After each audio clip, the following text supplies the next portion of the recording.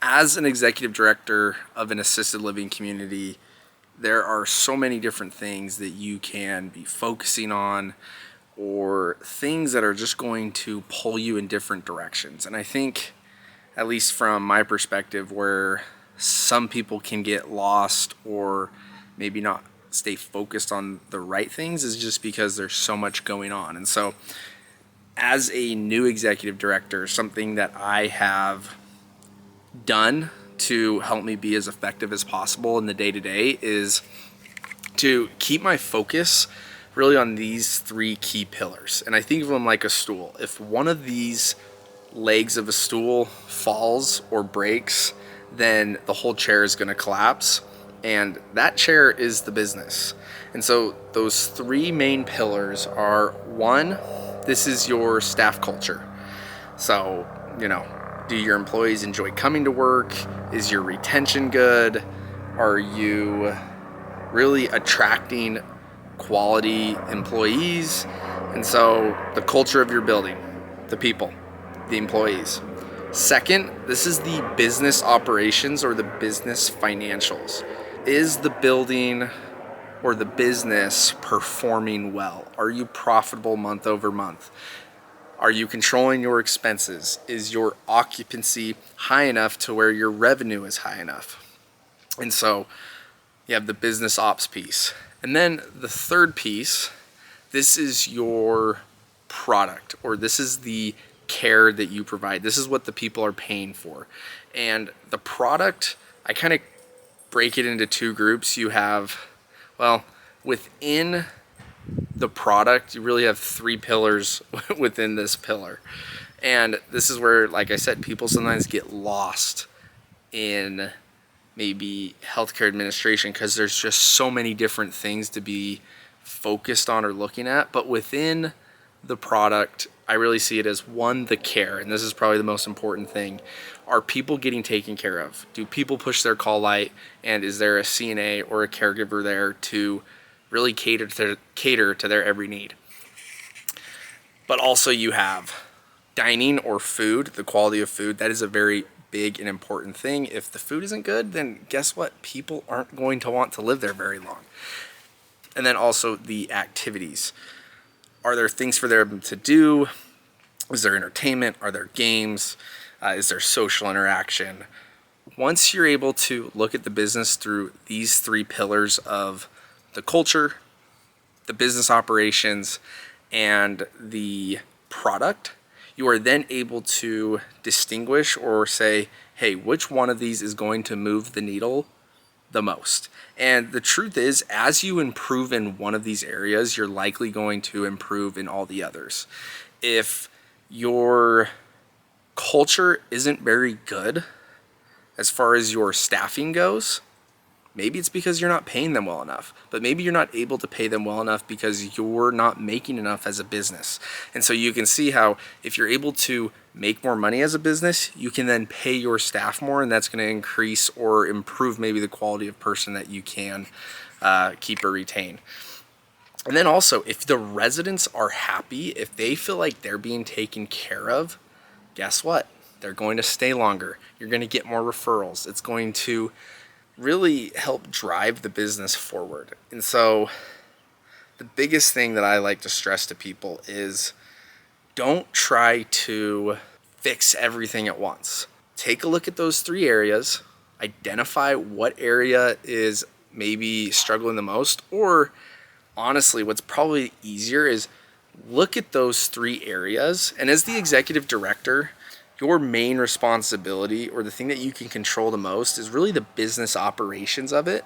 And then from there, helping your managers focus on the product. So working with your director of nursing or your nurse on improving the care or on improving the different things that need to be improved on.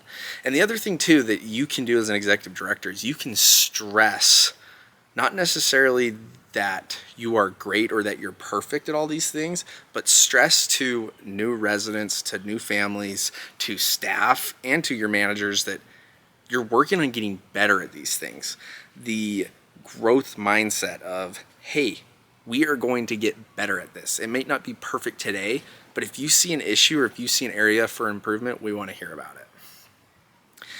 And so as the executive director, like I was saying, you can affect all of these areas, but one of the main areas that you can affect the most is really the business operations or the financial piece of your operation. And I've seen from my experience, a lot of times you start to look at, oh, we can cut costs by spending less money on food, not giving maybe everybody raises this year. There's a lot of different things that you can do to control the money, but the truth is you've got to take a look at the biggest line items on your P&L or on your profit and loss statement. And so, for example, for us, the big thing was we were paying a ton of money for referrals for incoming residents. That was up to $20,000 a month. Guess what? Giving somebody a $1 raise or $2 raise is not going to capture 20 grand a month. And so for us, that was the biggest thing that we focused on when we decided to, or when I essentially kind of took a look at the profit and loss statement and said, how are we going to financially improve this building or improve this community?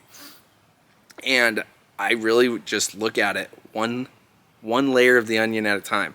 And so I look at the biggest things. What's going to give me the biggest bang for my buck? Because what you'll find is you're going to start working on something over here, and then this over here is going to start maybe not doing so good. And then you're going to start working on this, and this is going to start rattling a little bit. And you're going to continually kind of be jumping around, and that's okay, and that is normal. In healthcare, you're in the people business, and it's not like a machine that it's just like once you set it, you can forget it. These are people. They're going through daily emotions. You're working with not only your staff as people, but your residents are people. And so there's always going to be issues or things that are going to need your attention or that are going to change over time. And so when it comes to like the financials of the business, these are things that kind of you're able to set and forget. And so look at the highest leverage items first. Don't waste your time trying to save $100 when there are things that you can do that will save you thousands of dollars. And so like I said with that example, we could have focused on how maybe our dietary wages were a little bit too high. We were overspending on labor by about $2,000 or $3,000 a month. We were a little overstaffed there. Now, in the back of my mind, I know we're overstaffed there, and I'm going to communicate, hey, we need to start kind of trying to reel this in. But that wasn't where I was going to put all of my effort. The first thing that I was doing was, one, we were going to figure out how we were going to get rid of these referral fees from these referral agencies that were sending us residents. And then two, we were going to get all of our rooms filled. We were going to get 100% occupancy, because one empty room is costing us about $6,500 a month. So as an executive director, I can look at all of the different things going on in the business, but if I just focus on this little thing that's only going to maybe net positive $3,000 a month, but I'm ignoring this thing over here that can net positive $6,500, then you're just not using your time as effectively as possible. Or you're maybe just not willing to do the hard work of, dang, that would be so much harder to do that, but you've got to do the hard things, and you've got to do the things that are going to move the needle the biggest. And I promise you, it's going to be better on your staff and on the residents, because trust me, change is hard. And so if you start nitpicking and you start trying to tweak and change and cut a lot of little things, they're going to feel it just as much, if not more, than if you were to just really lock in on 2 or 3 big things that are going to move the needle a lot. And so anyways, long story short, as a new executive director, I am glad that I was able to maybe learn that pretty early and just see the business through these 3 different pillars. You've got the product, the service. This is what the people are buying. This has to be good. And then you have the culture, the staff. Do people enjoy working there? Is your retention good? And then, and with the culture too, are you fully staffed? Are you able to meet the needs to provide the product that you're promising? And lastly, the third thing, that last pillar that I was just talking about, running a financially responsible building, making sure that you are making money, because at the end of the day, that's how you're going to invest into your staff. That's how you're going to invest back into your residents. And it's just how you're going to really keep the doors open for not just this year, but for 5, 10, 15 years down the road. It's really important. And I think a lot of people miss that concept that, like, you've got to make money to survive. It is business, and it's the sad fact of life.